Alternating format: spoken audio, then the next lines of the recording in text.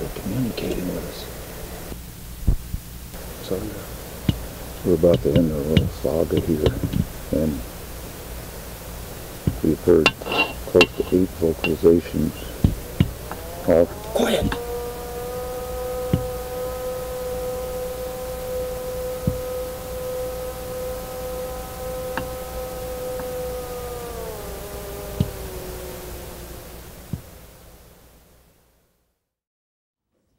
I wouldn't be standing here if it wasn't for him, because after I'd had my personal sighting, I spent quite a bit of time trying to make sense of what to do with this experience. Well, it made such a huge impact on me, and I knew what I wanted to do, and I visited with him for the following week while he was in Florida, and I said, I want to do what you do, because I think it's that important, this information. And so I've been working for the past 5 years on getting him up here, and it is now a reality. And so without further ado, I'm going to introduce Lloyd Pye, because you're going to see why he has made such an impact on my life. Particularly for having me here, and I'd like to thank all of you for coming to this event. I know it's always difficult and taxing on a lot of people to make the trip, pay the money, do what it takes. But you are all the family of Bigfoot researchers and enthusiasts, and I'm a part of that family. Although many of you don't know me very well, don't know that I've been doing this for the better part of 30 years. I don't do it in the way that most of you do it. I don't do it from the field necessarily. I have been in the field, I have some slides from the field, but mostly I'm like an academic researcher. We have a term in the South, shade tree mechanic. It's a guy who works on your car out under a shade tree in his backyard. He's not a, doesn't have all the degrees, but he can get your car fixed. And that's kind of what I do. I'm like a shade tree hominoid researcher, Bigfoot researcher, Sasquatch researcher. Just so you all know kind of where I'm coming from in that regard. Now, the other thing I want to say is that as a family, we are like a typical family in that we have uncles we really like and we have uncles we don't like. We have cousins we really like, we have cousins we don't like.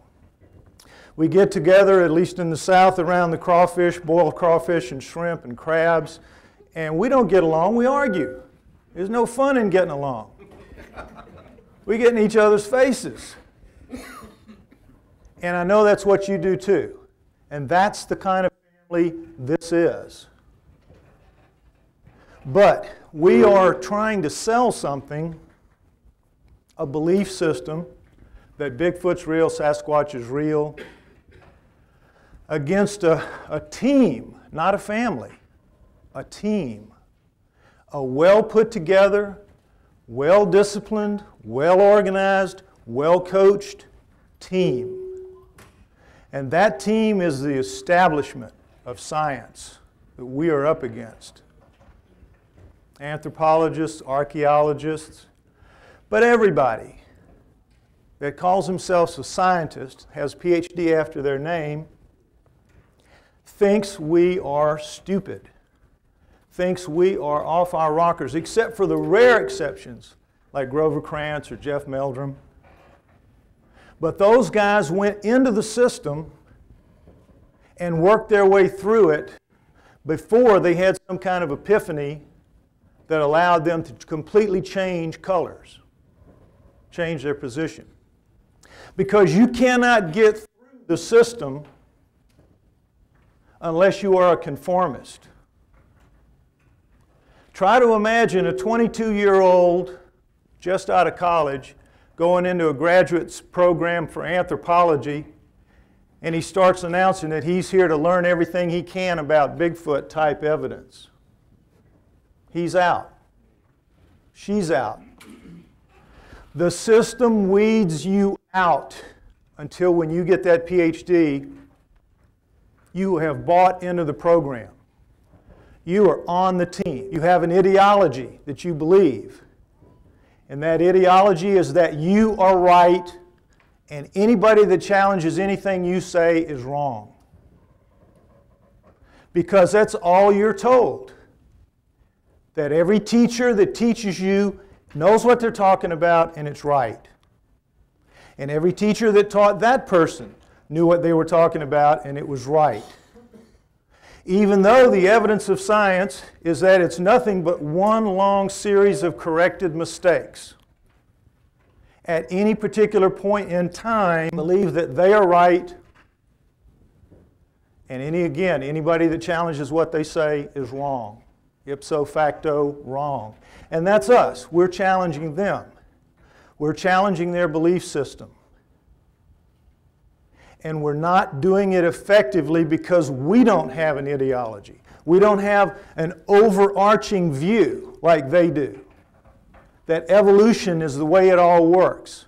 And that we're all sitting here as the product of very long-term millions of years of evolution. And that there's no place in that for Bigfoot, for Sasquatch, for any other kind of hominoid.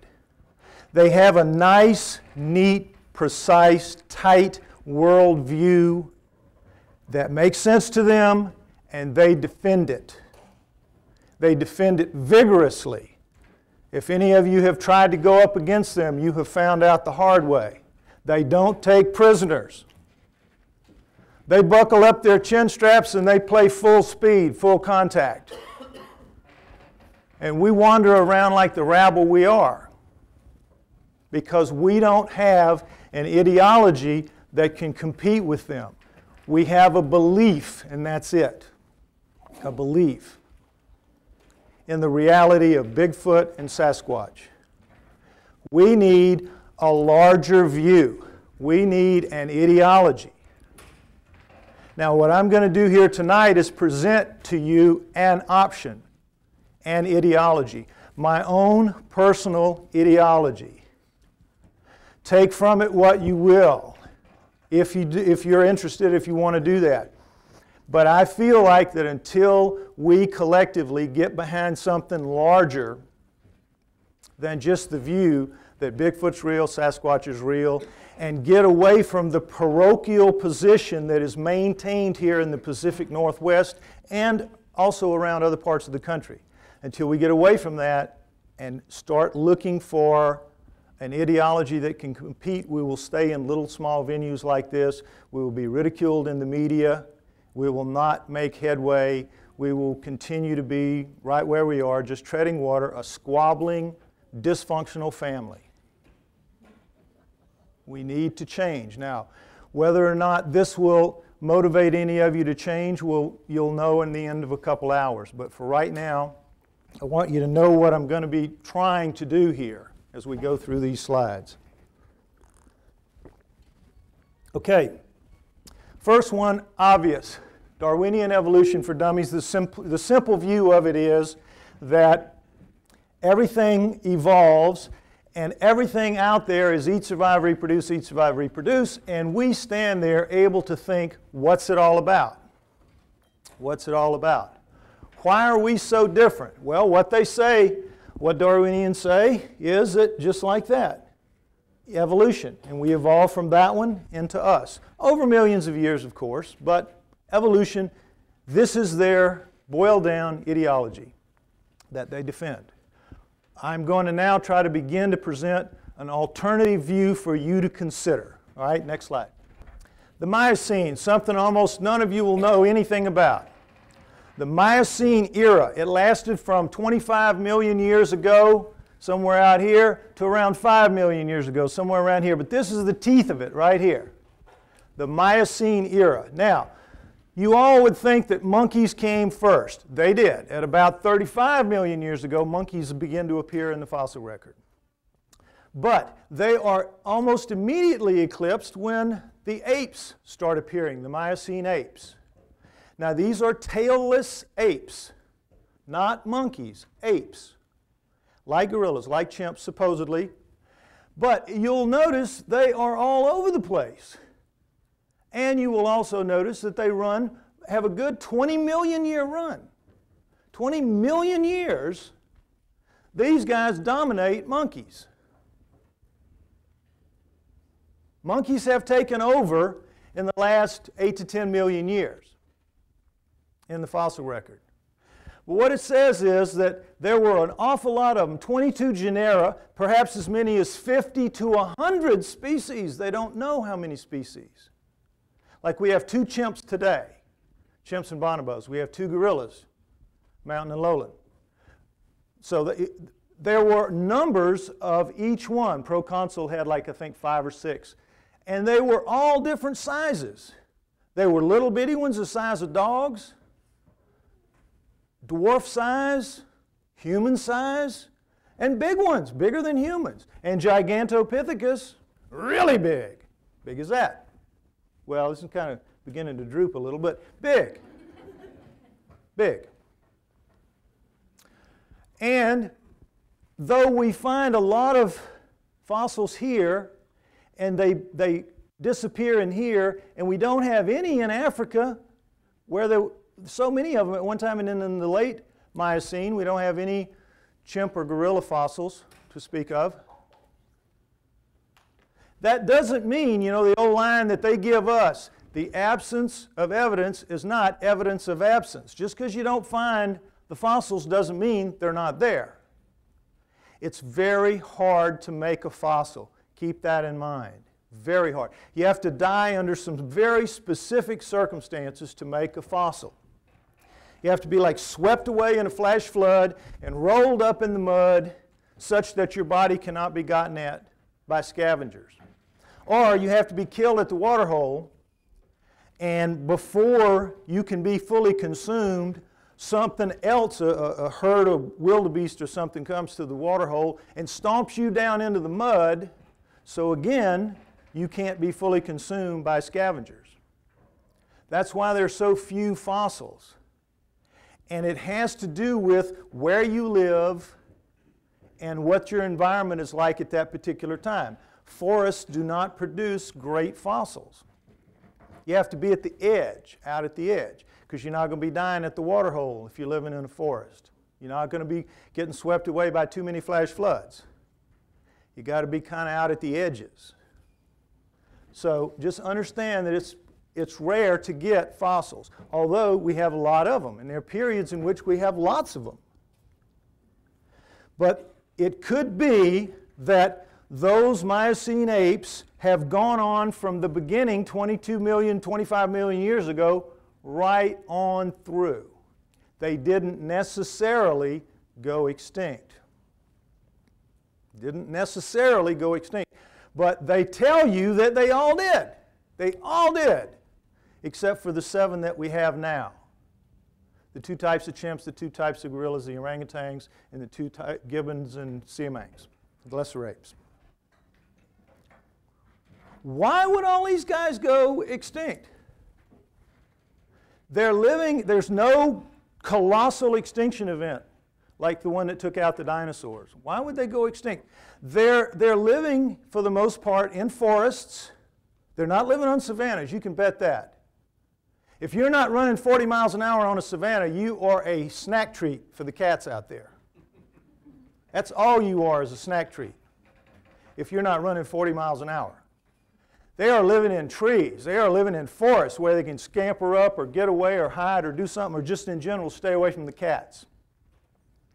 Not that forests and jungles don't have cats. Everybody's got to eat, but they're not as many. They're not as many. So when they are doing all this, when they're living these lives, their environments are not disappearing out from underneath them. They don't wake up in the middle of a forest one day and the next day it's desiccated and gone. When you have periods of change in the environment, it changes very slowly. And if you want to, if you've got half a molecule of a brain in your head, you're just going to go where the environment goes. You're going to follow it. Didn't hurt the monkeys. Didn't hurt the monkeys. So why would it take out all of them? But yet, we're told that they did. Somehow, they all went away, disappeared. Next slide. Now, next slide, finally. The problem with the Miocene is it produced a number of what are called short-armed apes. It produced a number of long-armed apes, but it produced a number of short-armed apes. And they have arms that are more like monkeys than the quadrupedal apes that we know today. Now, they are a problem because you have to explain how they locomoted. Because it's not easy to move on all fours if you have arms equal in length to your legs. Now, we have arms that are shorter than our legs somewhat.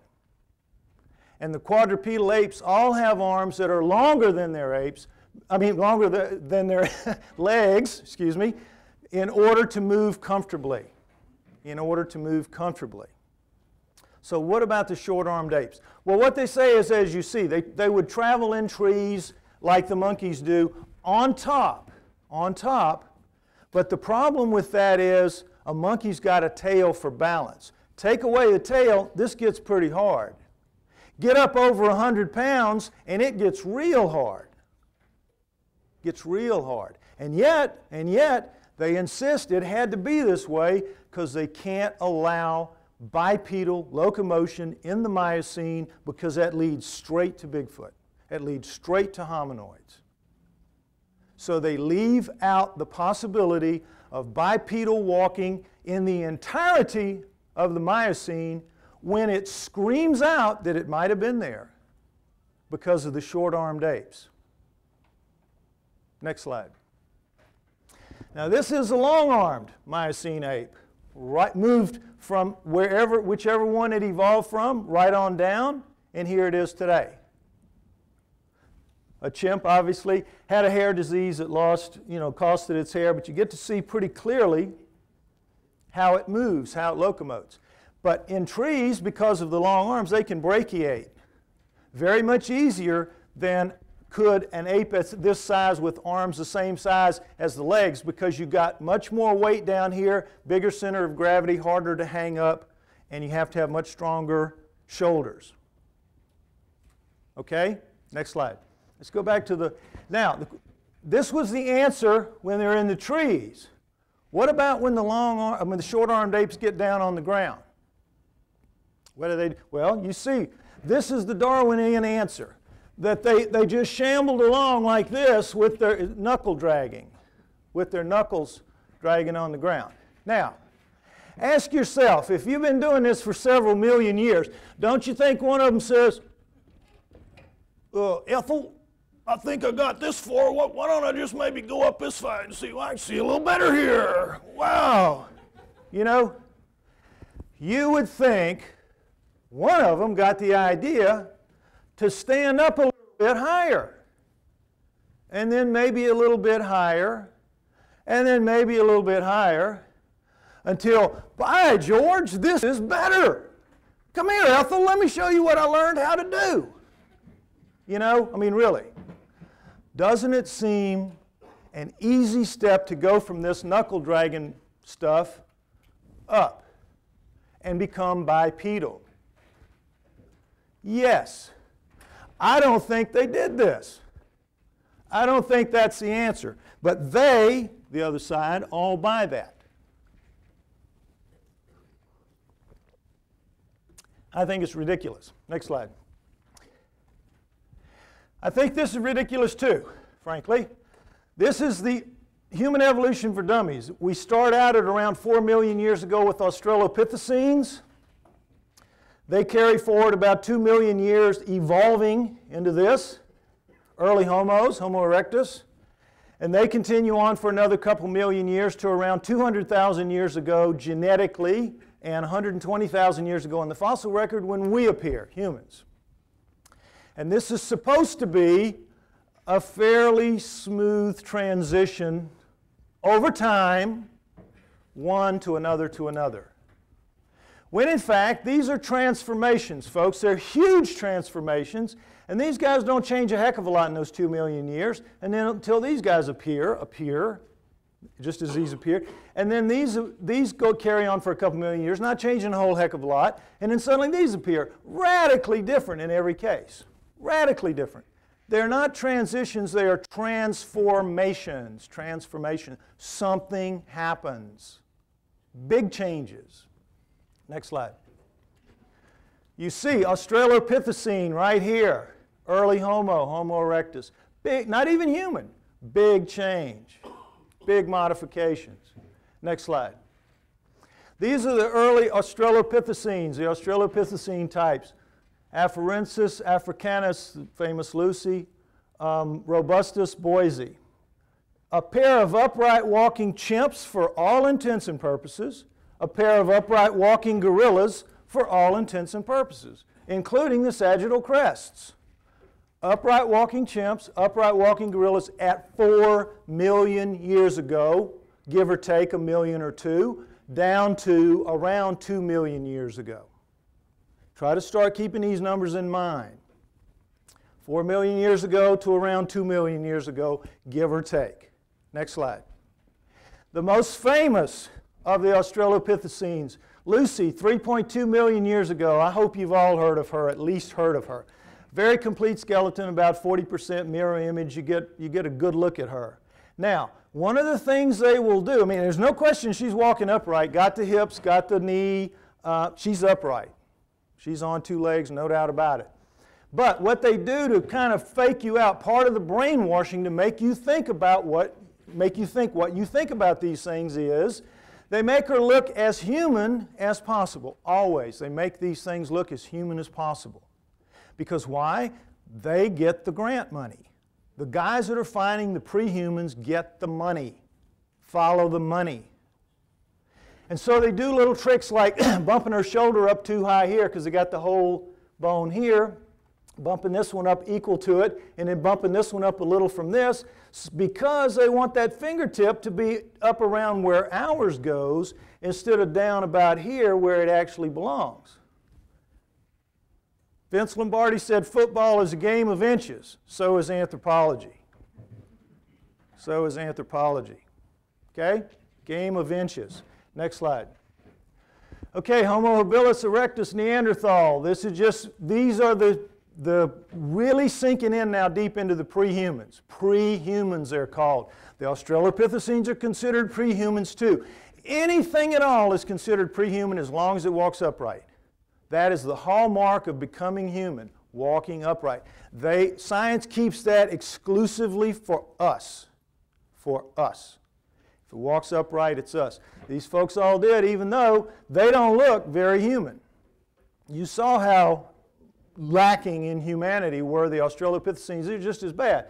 They have the big brow ridges, big round night vision looking eyes, foreheads that slope back, big, huge, wide nasal passages, four jaws that stick off their mouth in the prognathous fashion, and no chins. If you had it here, they'd have no chins. Very, very different from us. Very different. Next slide. This is the best of those folks that we have, best skeleton we have, the Lake Turkana boy, Homo erectus. Now he's about 12 years old, they say, about 5 foot 8 inches tall already at 12 years old. But what's cool about him is how thick and robust his bones are. Even at 12, his bones are thicker and more robust than any bone in Arnold Schwarzenegger's body.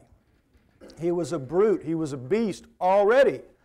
Now, because of the shoulder and the full length here, notice how extraordinarily long that is relative to ours.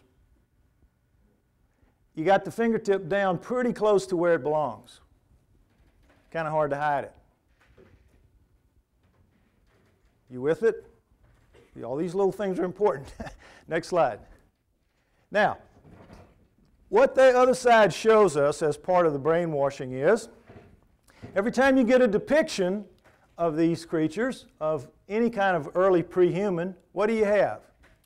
A really butt-ugly face on a human body. Look how human that looks.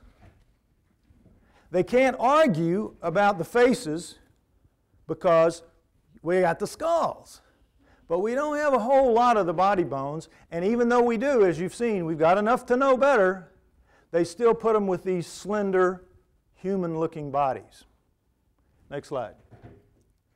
Same thing with the Neanderthals.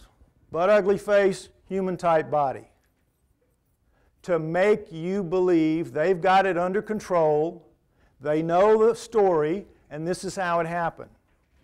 And for the longest time, Neanderthal was just the next step down. It was just us and them, and pretty easy transition. We know a lot better now. Next slide.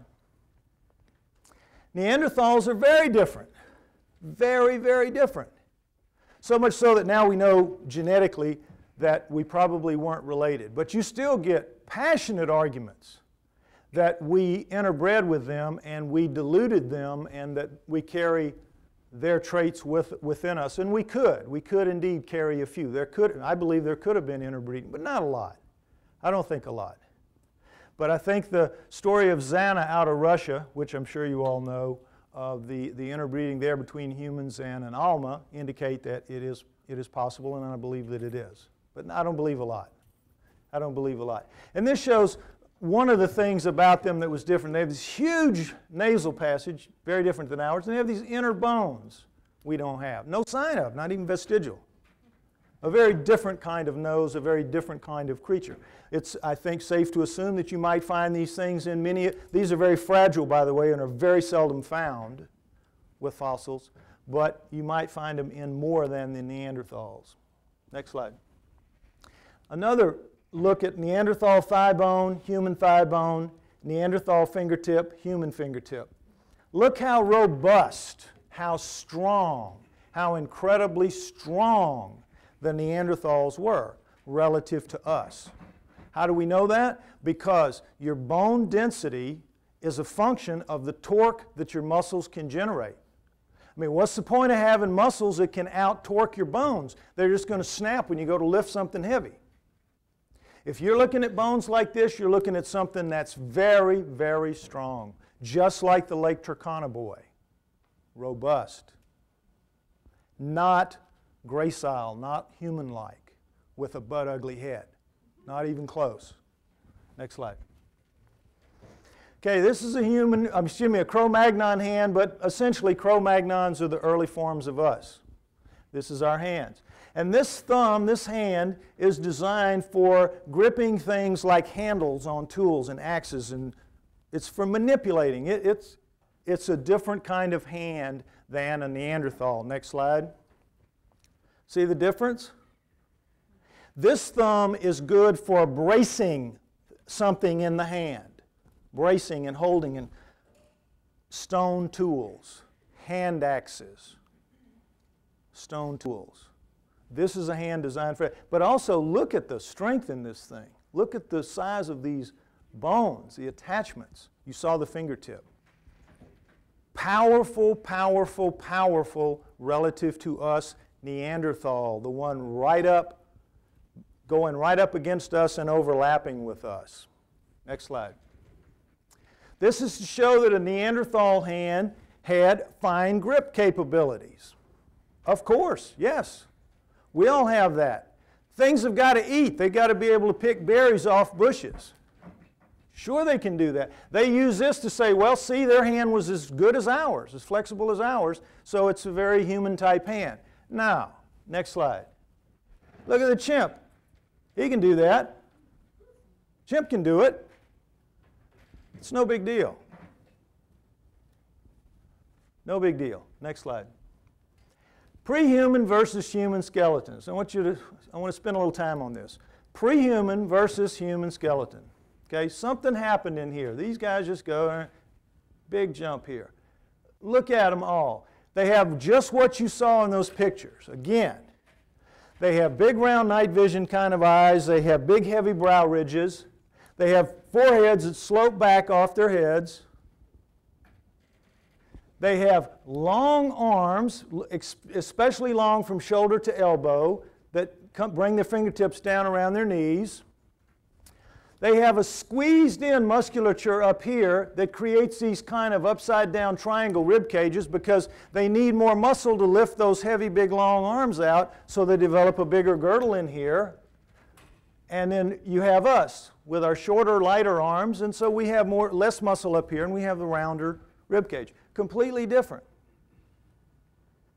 Now, it's hard to tell in this drawing, and by the way, I didn't do any of these drawings. These all come out of textbooks, all come out of their textbooks. But the neck is hard. You see it, it's a little extended relative, but it's hard to see the difference. But, next slide. The necks are really different, really, really different, because we can assume this is a chimp, but you saw in the pictures of the Australopithecines and the Homo erectus, it looks pretty much the same as this. So you have to assume there's that huge jump from the pre-humans to humans. There's a major overhaul in here that allows us to do what? To speak. To speak how? To modulate words. Not to say that they can't make a wide range of noises. They can. They may even communicate among themselves. But what we're able to do is break those sounds into little bitty pieces. I mean, little bitty pieces that can become words. But these guys, major overhaul, they can swallow and breathe at the same time and not choke. Well, we try that, you're going to be blowing the milk and the peas out of your nose. Right? Big, big change here. Next slide. In fact, there are 12 ways minimum in which humans are not primates. Not primates. Our bones are much thinner and lighter. Our muscles are 5 to 10 times weaker, pound for pound. Our skin is not well adapted to direct sunlight. Our adipose tissue, we have 10 times as much. That's the fat under your skin.